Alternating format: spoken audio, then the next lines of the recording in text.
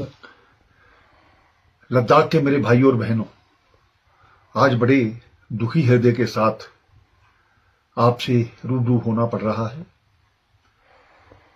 हम जानते हैं कि लोकतांत्रिक व्यवस्था में अपनी बात कहने का सभी को हक है और कहनी भी चाहिए, लेकिन कुछ दिनों से जिस प्रकार से हम जानते हैं लद्दाख में एक अनशन रखा गया और हम चाहते हैं कि अनशन एक लोकतांत्रिक व्यवस्था का एक पार्ट है, लेकिन पिछले एक दो दिनों से जिस प्रकार से लोगों को भड़काया जाना, नेपाल और बांग्लादेश के साथ उसकी तुलना करना, कुछ लोग हम आने वाले समय में आग लगा देंगे, ये कर देंगे, पॉलिटिकल पार्टीज के ऑफिस को करेंगे, लोगों के घरों में जाकर के उनको मारेंगे, ये कौन सा तरीका है? इस प्रकार के जो तरीके हैं इसको हम लोकतंत्र की व्यवस्था के खिलाफ मानते हैं।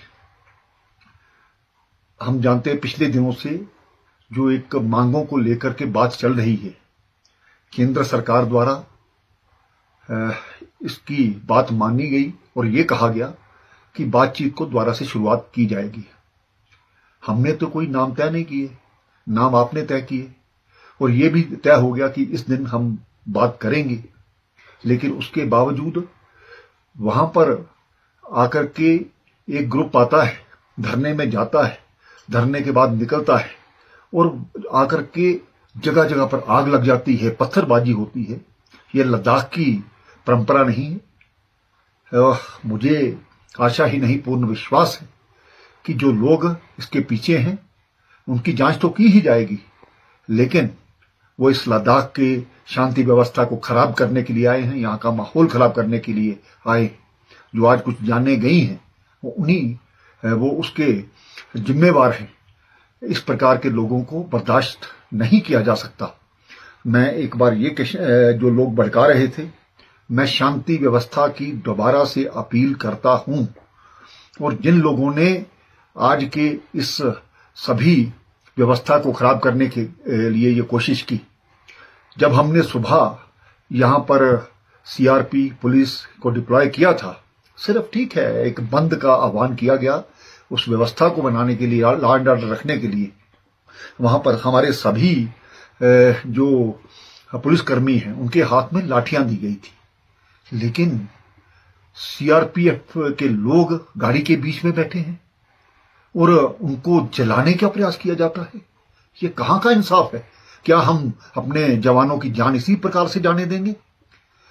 उसके बाद कुछ लोग डायरेक्टर जनरल पुलिस जो कि यहाँ की लॉ एंड ऑर्डर को मेंटेन रखते हैं, कई वर्षों से यहाँ पर सेवा का काम कर रहे हैं, उनकी गाड़ी पर बड़े बड़े पत्थर मारे जाना, ये कहाँ का इंसाफ है?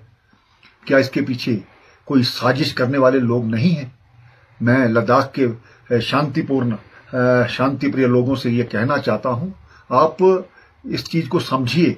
कुछ लोग अपने मफाद के कारण से पूरे लद्दाख की जो सुरक्षा व्यवस्था है उनको खराब करने का प्रयास कर रहे हैं।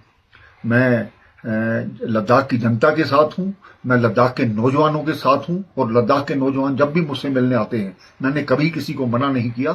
और जिस प्रकार से उनके भविष्य की हम बात सोच रहे हैं, चाहे वो टूरिज्म के माध्यम से, चाहे वो एजुकेशन के माध्यम से या हेल्थ के माध्यम से, और नई नई नौकरियों का यहाँ पर नोटिफिकेशन जारी हो रही है। कुछ लोग चाहते हैं कि कोई भी व्यक्ति यहाँ पर नौकरियों में ना जाए, उनका रिकॉर्ड खराब किया जाए, उनका फ्यूचर खराब किया जाए। क्या उनका जो पुलिस का रिकॉर्ड है वो खराब नहीं होगा? इस चीज को समझने की जरूरत है। और मैं एहतियातन तौर पर हमने कर्फ्यू लगाया है, उन लोगों को भी बख्शा नहीं जाएगा जिन लोगों ने यहाँ पर माहौल खराब किया है।